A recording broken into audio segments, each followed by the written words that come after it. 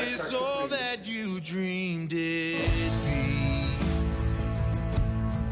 What we're going to do is a ventilatory threshold test and then go into a VO2 max test from there. So with the ventilatory threshold test, the idea is you're going to start at a slow pace, but it's definitely a maintainable pace, and then slowly increase the grade. You could go, I mean, the slower you increase the grade, the more specific it is, but you want to get done in a reasonable time. And so what I like to do is if they're not used to, if they're just a sedentary person or an average person, you do a walking pace. If they're somebody who's used to jogging and running, I'll do a light jogging pace. Then you maintain the speed and just increase the grade 1% every minute. During the test, you're also going to have heart rate hooked up. We're going to be asking what their rating of perceived exertion is on a scale of 6 to 20, the Borg scale. And then I'm going to ask them how long could they comfortably maintain the pace. I actually have this right here, so we'll ask them on a Borg scale of 6 to 20 how hard they're working. And then I say, how long can you comfortably maintain this speed or this intensity?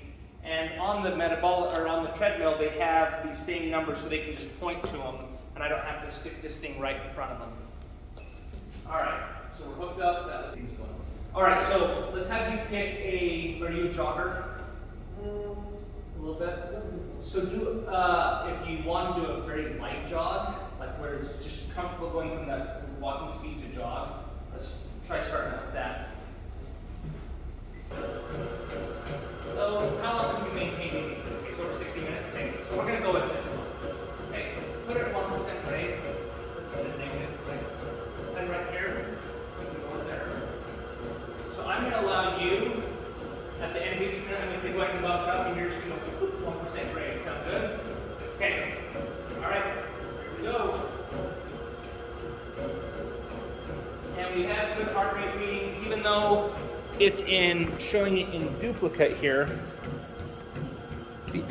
We don't necessarily care about that as long as it's consistent. And we have a heart rate monitor watch that I can put up next to him, and it will verify 108, and if you look there, 109. So we know that the heart rate monitor is reading correctly.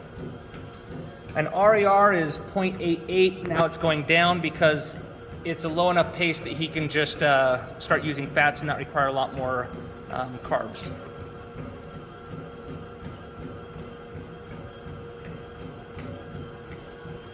Okay, how hard are you working? 6, go ahead and bump it up. And how long can you comfortably maintain this? A minute, 7 minutes. Comfortably maintain it. 60 plus. Okay, can you bump it up? Okay. There's an RPE of 6.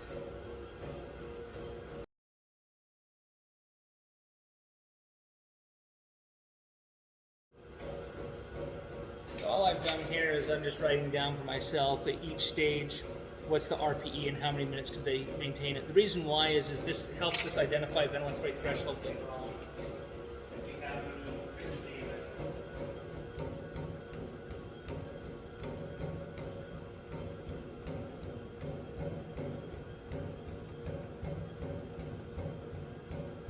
Working RPE 7, how long can you maintain it?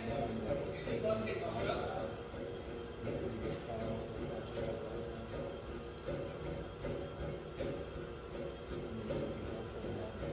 And the idea here is once their RER is above 1.0 for 3 consecutive readings, and it's giving us to spit out every 15 seconds, then we know they're past the threshold, because typically ventilatory threshold occurs around like that 0.93 RER, 0.90, and plus there's no such thing as 100% carbohydrate. So if we know if we hit that 3 times in a row, we're beyond it, and then we're just trying to get it to maximum, so we may as well convert it into a VO2 max test. All right, how hard are you working? 7, how long can you maintain it? 55, okay. Go ahead and bump it up. And with VO2 max, there's several different protocols out there. So that tells you that there's not one specific correct one. The idea is as long as you meet the criterion, which which are plateau and oxygen uptake is what would be the ideal. But even people who are fit and used to it sometimes don't have that. An RER of 1.15 or higher, heart rate within 10 beats per minute of their max, or an RPE of 18 or above. And most studies will say you want to have 3 out of the 4 of those, or a certain number of those criteria.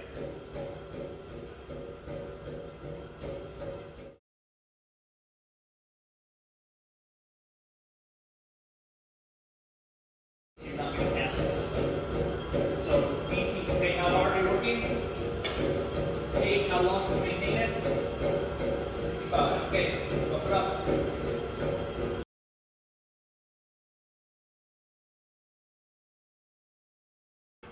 So if we look here, you see RER is 0.84 and VO2 is 37.1.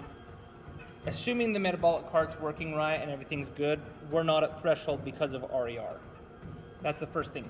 We're starting to get closer, and then heart rate's 137. You think about that compared to heart rate ranges for training and stuff.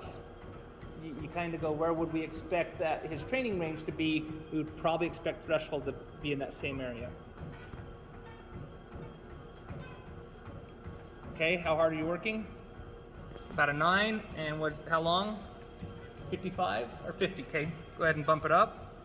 93 to 1 for several Well, our ventilatory threshold, a lot of studies show it, or lactate threshold. No, there's studies that say lactate threshold, what's the RER? 0.93, 0.92, sometimes as low as 0.88, sometimes as high as 0.95. So we know it's in that range. The other thing is, I don't want to say too loud, I don't want to jinx him on it, but the RPE is typically, and minutes you can maintain is typically,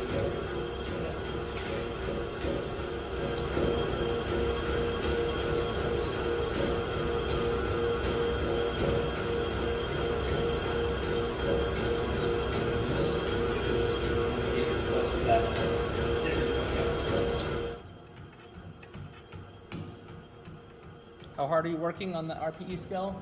11. How long could you maintain this comfortably? 45 minutes. Bump it up.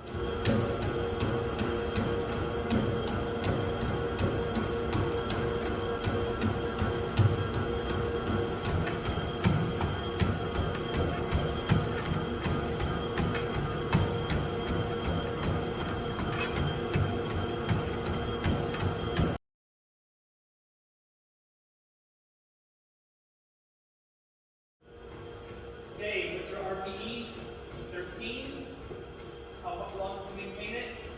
35 minutes. Go ahead and bump it up.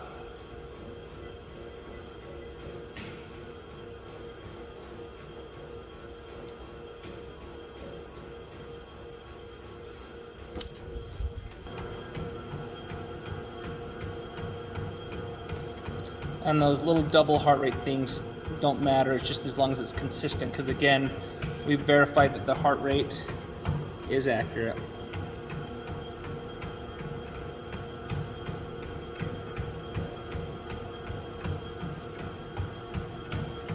Yeah, and what I like about this 1% increase is it's subtle enough that you actually kind of see that that steady state achieved during the very end.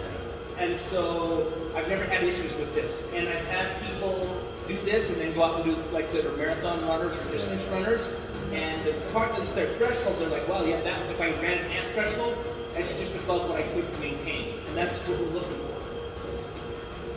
So then your interval training becomes going slightly above that, and then you're coming down. Nice job.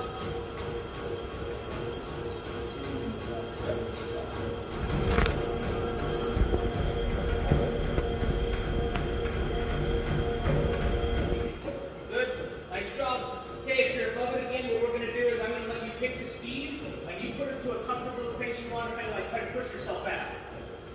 Nice job. How hard are you working? 18. Kick. How long can you maintain it? Then let's go ahead and bump your speed up now. And that was at 17 at the end of this. So I'm going to mark this so that when I go back to the computer, I know where it's at. Again, 3 readings go. Nice job. Push it out. This is all you now. Okay. Nice job. 15. got this. Caden, you got it. Dig deep, push, push, push.